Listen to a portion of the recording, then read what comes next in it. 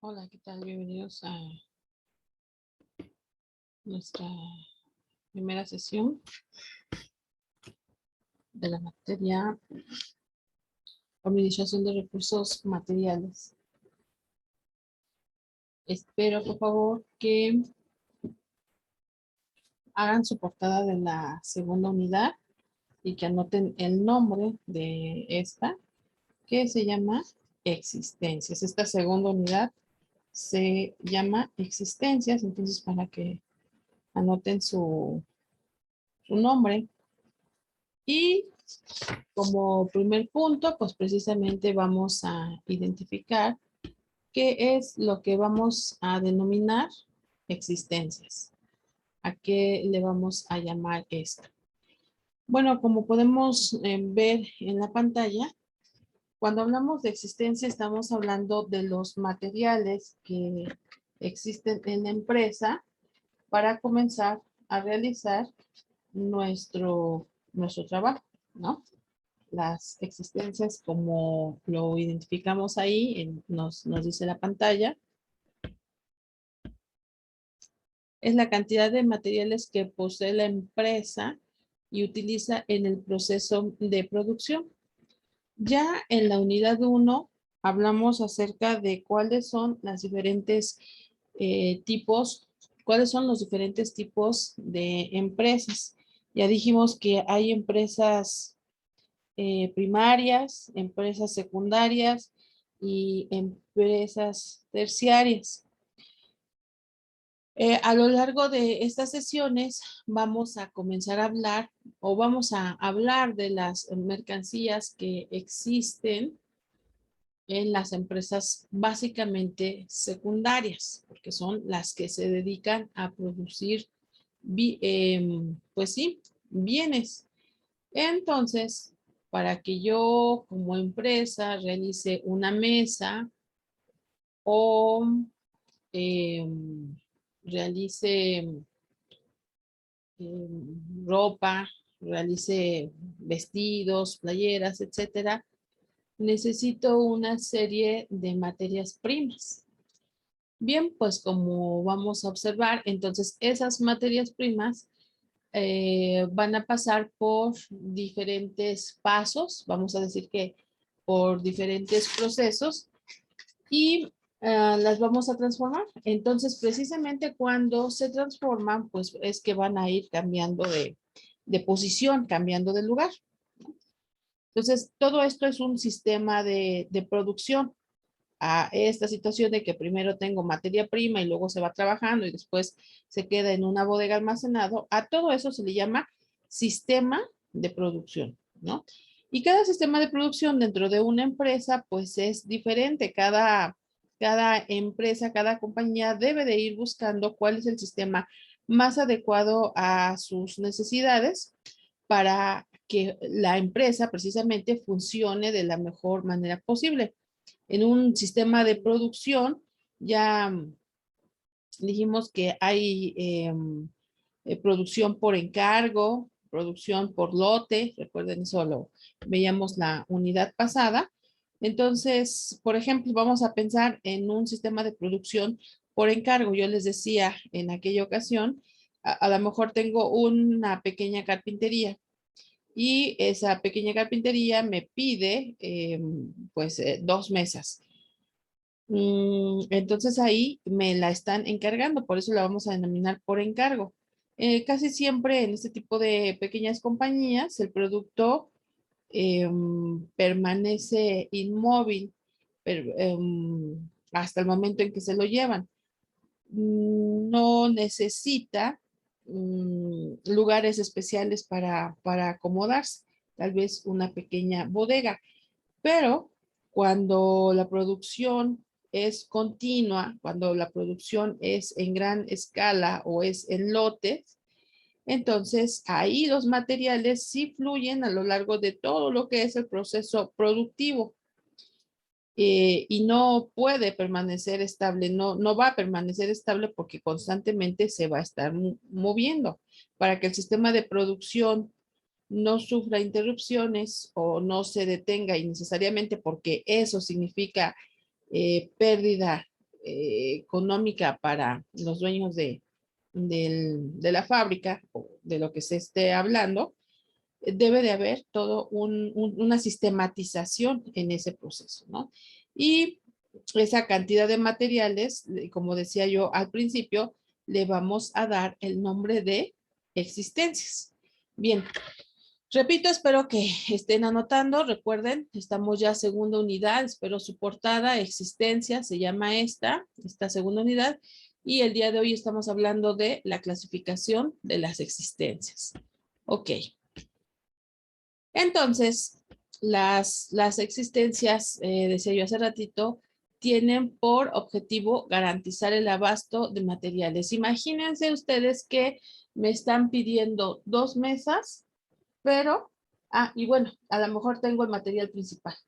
Tengo la madera, por supuesto que tengo los instrumentos con los que voy a cortar, a pulir, a lijar, a pegar la madera para construirla en mesa, pero no tengo otros materiales como pueden ser clavos, tal vez no tengo la tinta, la laca que se le pone, ¿no? Entonces, yo debo de saber con qué es lo que cuento para realizar esos productos. Si yo tengo una lista de materiales, es decir, si yo tengo una lista de existencias, entonces sabré qué me falta o sabré con qué cuento para realizar mi producto. Y lógicamente esto me lleva a que si algún artículo, me falta algún producto para realizar mi tarea, pues abastecerlo lo más pronto posible, ¿no? Ahora, ¿cuál es el otro uso, cuál es la otra beneficio de conocer mis existencias? Bien, pues como me dice aquí la imagen, proporcionar economía de escalas. Fíjense bien, cuando la producción es, como decía, por lote o es una producción continua, las máquinas están trabajando tal vez 24/7, las 24 horas, los 7 días de la semana. Entonces, yo debo de saber cuál es el tope de mi producción y tener toda la materia prima disponible. Saber cada cuánto se va a acabar lo que tengo para también tomar precauciones y comprarla antes de que se termine. Ahí tenemos un ejemplo precisamente de cómo se proporciona esta economía de escalas.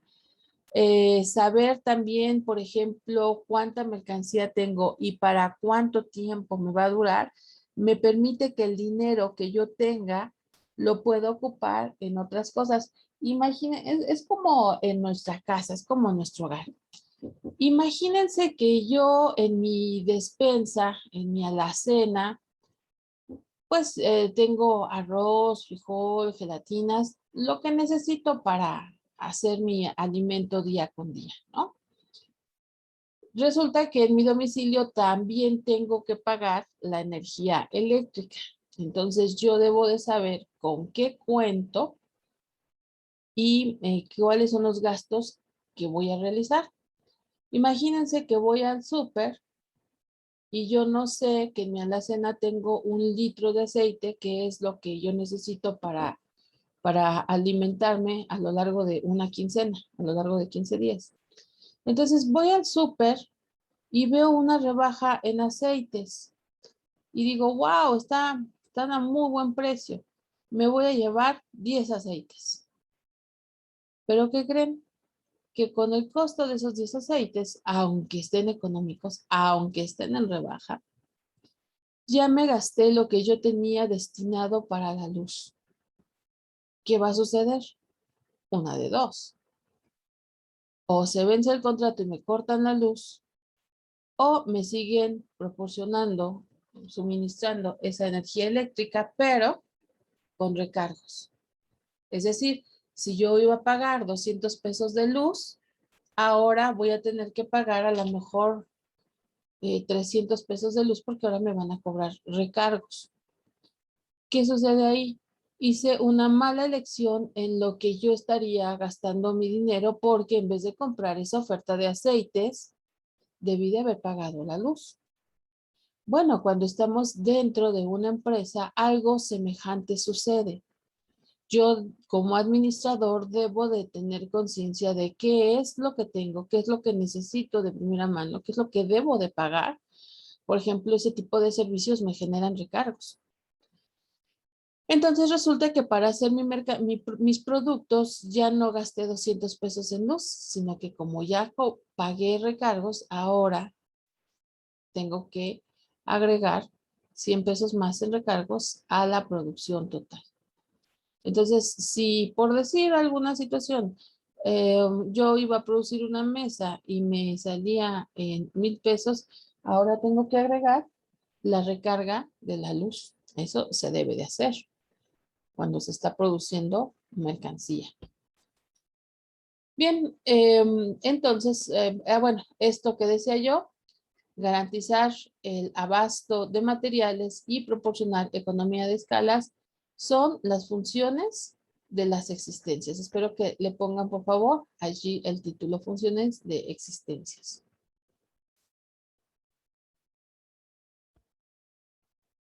Ahora, vayan anotando, por favor, la clasificación de las existencias.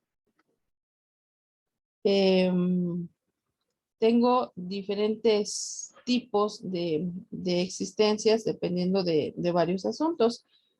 De acuerdo a los criterios de clasificación de los materiales, vamos a observar que yo puedo tener existencias de materia prima. Esa sería la primera. Existencias de materia prima a la cual le vamos a llamar MP, obviamente materia prima. En relación a esta materia prima, nos referimos a todos los insumos y materiales básicos que ingresan al proceso de producción de la empresa. Son todos aquellos cosas o productos iniciales para, valga la redundancia, para la producción de los artículos o de los servicios que a los que la empresa se dedica. Esto quiere decir que la producción es totalmente dependiente de las entradas de la materia prima para tener una secuencia y continuidad generalizada. ¿A qué me estoy refiriendo en este sentido? Yo decía hace ratito, insumos o materiales básicos. Ok, si yo soy una carpintería, ¿qué es lo que necesito forzosa y obligatoriamente? Pues madera, ¿no? A lo mejor para sacar a la venta mis artículos, yo los cubro con esa película de plástico muy, muy delgadita, empollar se llama. A lo mejor yo para que no se maltraten los necesito empollar con ese plástico, con esa película, pero esta no es de primera mano.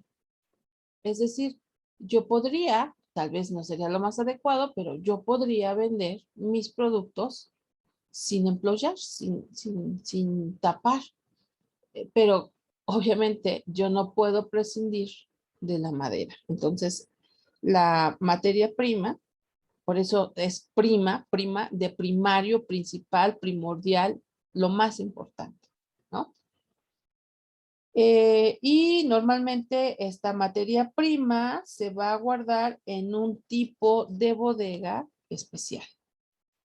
Más adelante vamos a hablar de cómo se embodegan las mercancías, los productos.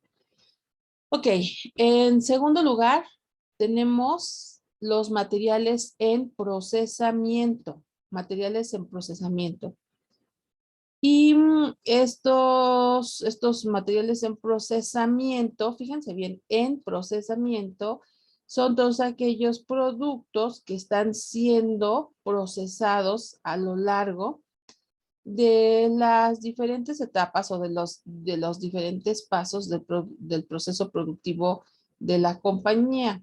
O sea, me refiero a que son todos esos materiales que están siendo tratados, trabajados, Por ejemplo, regresamos a esta ejemplificación de la mesa de madera.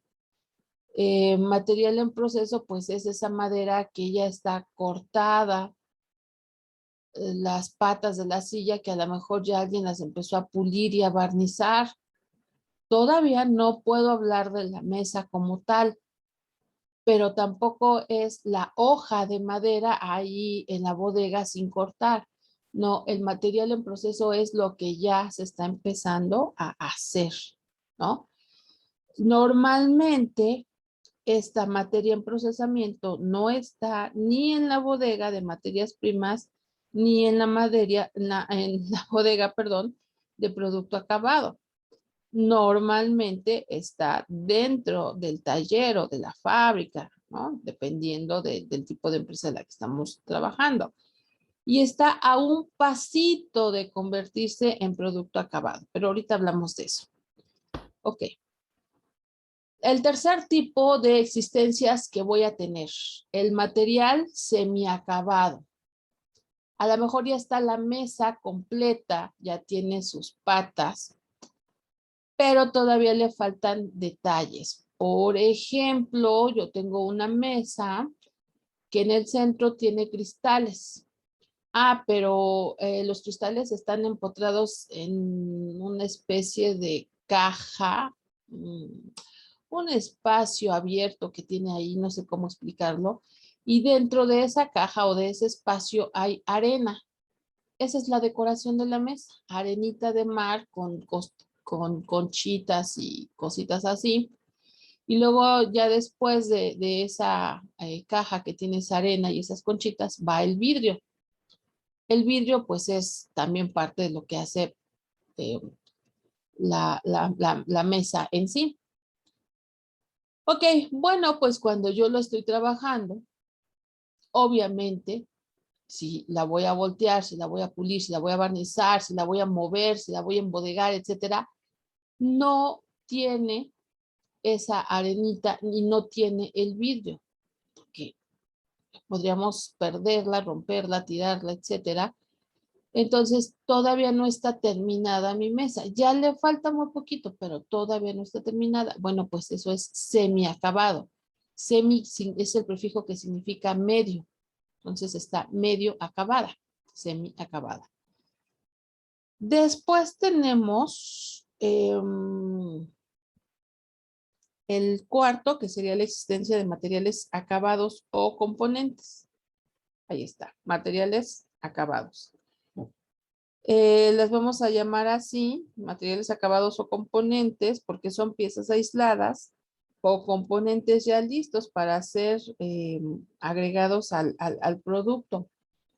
Yo recuerdo, por ejemplo, un carrito de juguete que alguna vez adquirimos, em, que no lo vendían así completo, sino lo vendían por partes y dentro de una caja. Dentro de una caja venían todas las partes. Y cuando un cliente compraba ese producto, pues al abrirlo, al destaparlo, tenía el propio cliente tenía que armarlo, ¿no? Las piezas ya estaban acabadas, pero estaban separadas. Entonces, cuando estamos en la fábrica, podemos tener en un área, por ejemplo, este carrito que yo les decía, pues las llantas con los ejes en un lado, el asiento en otro, el claxon en otro, y así, las partes acabadas, pero separadas. Entonces, ese es otro tipo de materiales, las partes acabadas, pero separadas. También recuerdo, por ejemplo, en alguna ocasión, hace muchos años, que vendía cinturones para caballero, para dama, para niño. Y yo normalmente lo que hacíamos era comprar las correas y aparte las hebillas las comprábamos al gusto. Entonces, en ese lugar, en esa tienda donde comprábamos esos cinturones, Tenían exhibidas las cintas en unas áreas y los cinturones adentro de sus cajas en otras. Ahí también, por ejemplo, tenemos esto que se llama materiales acabados. Y están acabados, pero todavía no están ensamblados. Y por último, tenemos ya el producto acabado. Fíjense, una cosa es material acabado y otra cosa es producto acabado. Quiero que quede claro que el material acabado son las partes. Como yo les decía, por ejemplo, el cinturón, en el caso del cinturón, la correa y la hebilla por una parte. Sin embargo, hay algunos cinturones que la hebilla ya la van a traer pegada, inclusive hasta cosida. Entonces ahí estamos hablando de producto acabado. Bien, vamos a completar nuestro esquema. Tenemos aquí una muy pequeña descripción de qué es la materia prima. Anoten, por favor, insumos y materiales básicos. Recuerden, ahorita que estábamos hablando de mesas, pues ahí estaría hablando de la madera, de los clavos, de los herrajes, si es que se le va a poner algún tipo de herraje. Ujú. Después tenemos materiales en procesamiento, materiales que se están trabajando, si quieren ponerle así, materiales que se están trabajando para no ser repetitiva. Luego, materiales semiacabados, parcialmente terminados. Ahí está.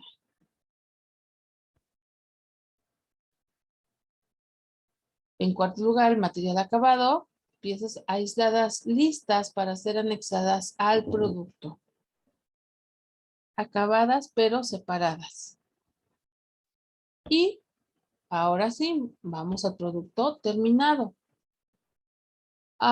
Quiero que observen que aquí tengo materia prima MP, sería su abreviación, y aquí tengo el producto acabado PA, que esa sería también su abreviación. Creo que lo tomen en consideración porque en las siguientes clases vamos a estar hablando de MP y PA para que ustedes pues recuerden y no se pierdan en ¿qué es PA? Bueno, producto acabado, ya completito, ya listo para irse a la bodega y después de la bodega ser vendido al público.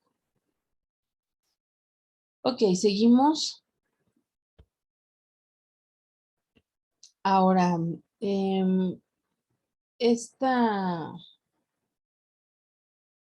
¿cómo se puede llamar? Estas materias, yo decía hace ratito, debemos de identificar muy bien cuánto poseo de cada una de ellas. Es decir, cuántas piezas tengo en existencia, qué me falta, de qué me debo de, pues vamos a decir, surtir y qué es lo que tengo mucho y que bueno, pues tal vez no necesito tenerla, ¿no? Bien, espero que vayan copiando este cuadro. Este cuadro nos habla de las 4 clases de existencias de materiales, ¿sí? Las 4 clases. Vamos a tener siempre una bodega de materias primas, pero también vamos a tener un depósito de producto acabado. O igual ¿cómo se dice? Una perdón, una bodega de producto acabado. Depósito o bodega viene siendo lo mismo.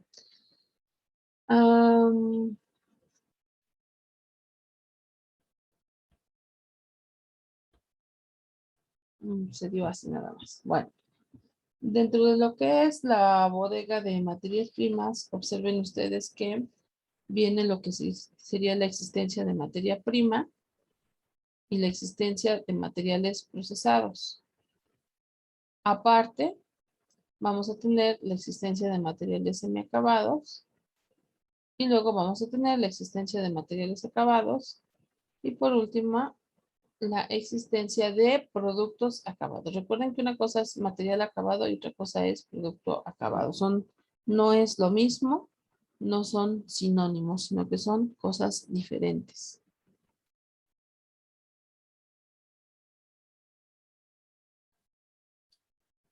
A estas 4 clases de existencia de materia prima se le conoce como existencias totales de materia.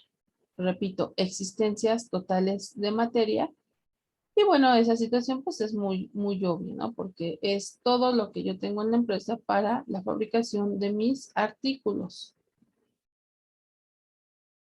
Cuando más complejo y diversificado es un producto, pues lógicamente mayor será la complejidad precisamente de cómo se guardan o cómo se manejan todos estos productos. Imagínense una gran empresa, por ejemplo, como Nestlé, que es una compañía que se dedica a producir artículos alimenticios, pero que tiene una gran variedad de productos que le ofrece al consumidor. Pues lógicamente también hay todos los procesos para realizar todos los productos, pues es bastante complejo. Y hay que llevar a cabo un listado de todo lo que se va necesitando. Y es lo que vamos a ver precisamente en esta materia. Bueno, continuamos.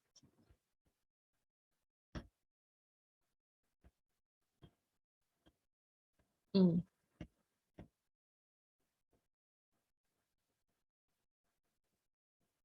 Vamos ahora a un punto que se conoce como medición de existencias. Cada área, por ejemplo, ya dijimos, la bodega de materia prima o las diversas secciones de los depósitos de producto acabado, tienen interés en aumentar sus niveles de existencia para asegurarse de que van a producir como se debe y de que no va a faltar el trabajo porque falte material. Entonces, ahí surge un conflicto financiero con otras áreas porque algunas otras áreas van a buscar el, que el dinero que hay en la empresa se invierte en ellas y no en otras áreas. ¿A qué me refiero?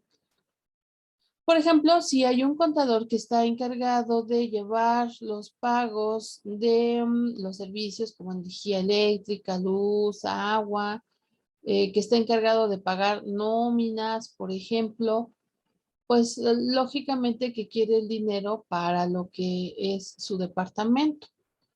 Y esto, pues si no hay un conocimiento, puede generar un conflicto, porque se ocupa el dinero, como en el ejemplo que les decía hace ratito del aceite. Me pongo a comprar un montón de aceite, pero no me doy cuenta que hay que hacer otros pagos. Bueno, también resulta que puede ser al revés, ¿eh? Puedo querer realizar otros pagos y no considerar la materia prima que se necesita para trabajar. Imagínense que hay, pues no sé, vamos a decir 10,000 pesos y esos 10,000 pesos se van a ocupar para pagar los sueldos de los empleados. Pero una vez que se paguen los sueldos de los empleados, ya no va a sobrar dinero para la materia prima. Y entonces ahí nos metemos en un predicamento porque entonces ya no tenemos materia para trabajar. Entonces hay que tomar en consideración qué es lo que tengo y qué es lo que no tengo, ¿no? Por eso entonces ahora se toma en consideración esto que tenemos aquí en la pantalla, cálculo de existencias.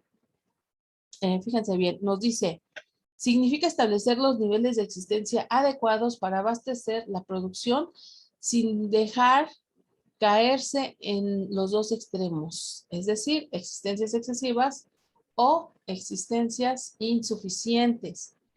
Este, Yo ahora, con el ejemplo que les di del aceite, ya tengo un montón de aceite. Tengo excesivas existencias. Pero corro el peligro de no tener electricidad. Y entonces, obviamente, pues ahí la electricidad también cuenta como una mercancía porque es algo que necesito para realizar mi actividad. Y si no hay, pues también se consideraría como una existencia insuficiente. Bien, vamos con el siguiente. Nos dice ahí, las existencias excesivas provocan desperdicio de dinero y pérdidas financieras a consecuencia de los costos más elevados. Yo compré aceite a un precio muy económico, pero descuidé otras cosas, otras áreas. Imagínense que a lo mejor yo me dedico a vender gorditas, sopes, guaraches, quesadillas, etcétera, y por eso pensé que era buena idea comprar 10 litros de aceite que estaban en super oferta. Bueno, sí, ya tienes mucho aceite y ahora no tienes para comprar, no sé, por ejemplo, mm,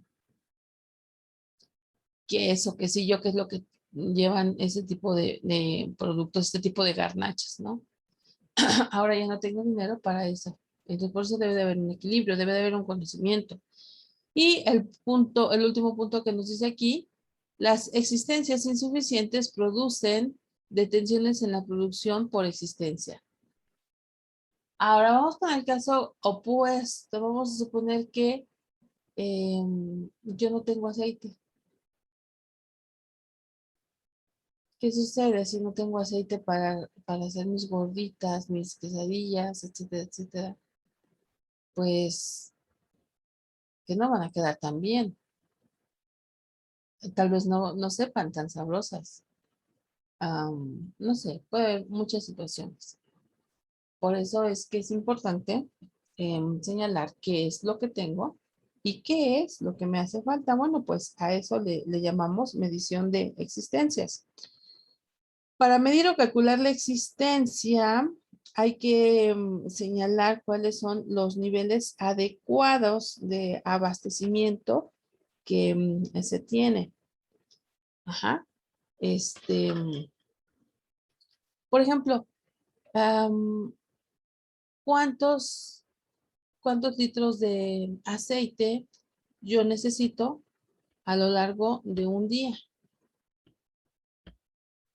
Resulta que yo solamente me gasto, vamos a suponer, 1 litro de aceite al día. Entonces, para que no tenga yo existencia excesiva o insuficiente, debo de proveer que siempre tenga cuando menos 1 litro completo de aceite. Puedo tener 1 litro y fracción, pero no puedo tener menos de 1 litro porque sería retener mi productividad. Si yo me dedico a vender gorditas en la calle, tal vez no haya mucho problema, pero si yo me dedico a hacer otro tipo de producto y ese producto no se puede detener, tenemos que estar constantemente avanzando, avanzando, avanzando, avanzando, y no tengo producto, pues ahí sí es completamente un error, ¿no? Básicamente un error. Mm, Nos dice aquí el texto que en muchas ocasiones suele haber un conflicto entre lo que se llama intereses de las existencias. Y no vamos a aquí.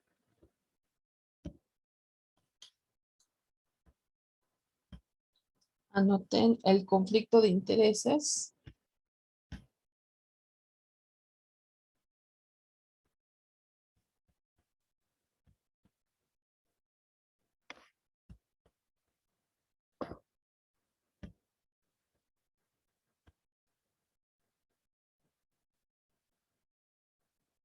Mm, mm, mm.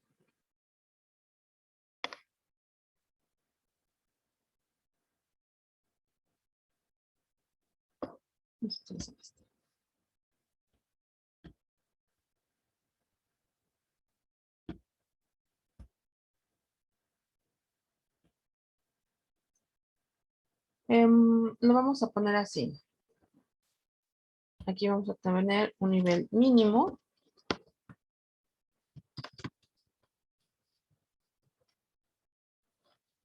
Luego tenemos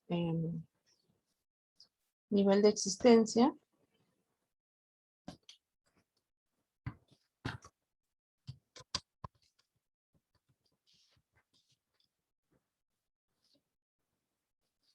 Y vamos a tener máximo.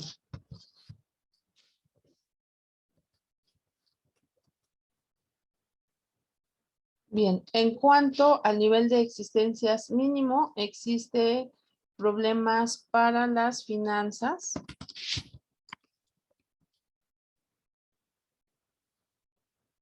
Porque tenemos mayor capital invertido en algunas otras áreas. Tenemos menores intereses de costos de almacenamiento. ¿A qué me refiero?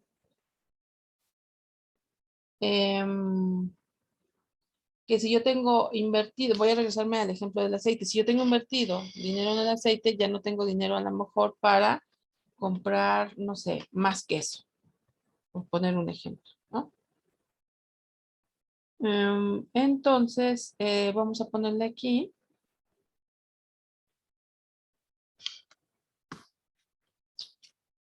menor capital.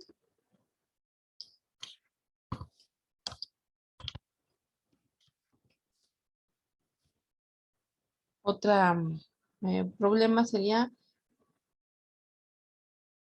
menor riesgo de pérdidas.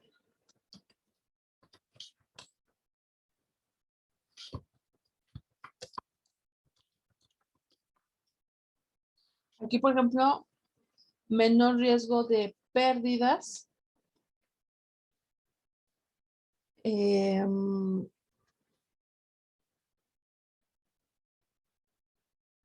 Menor pérdida de...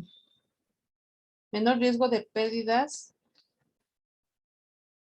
porque pues al no poder comprar otro tipo de material, también eso puede significar que yo tenga ese material y se ocupe en otras cosas. Tengo otro punto es menor costo de almacenamiento. Bueno, esto de menor costo de almacenamiento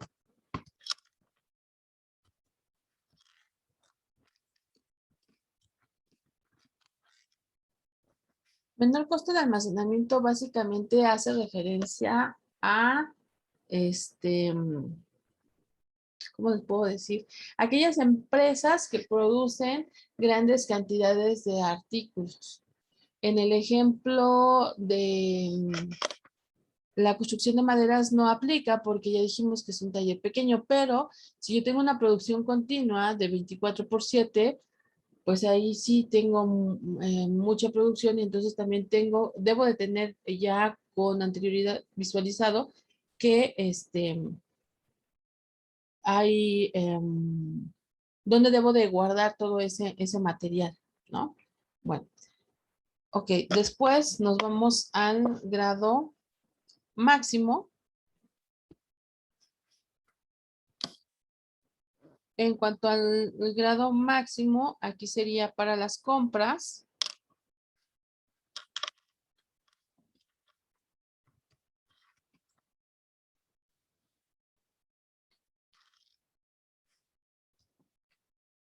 Y el primer punto que debemos de tomar en consideración es mejores condiciones de compra.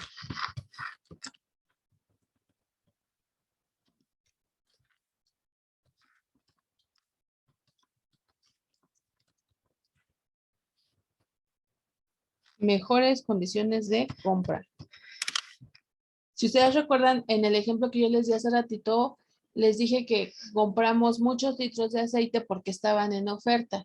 Y muchas veces cuando se compra una gran cantidad de un material se da más barato. Yo no sé si ustedes en alguna ocasión hayan comprado producto a mayoreo. Comprar a mayoreo es más económico que comprar en menudeo. Por ejemplo, si yo compro 20 cajas de refresco, ese refresco por botella me lo van a dar mucho más barato que si voy a la tienda y me compro nada más una botella. Entonces, tener mucha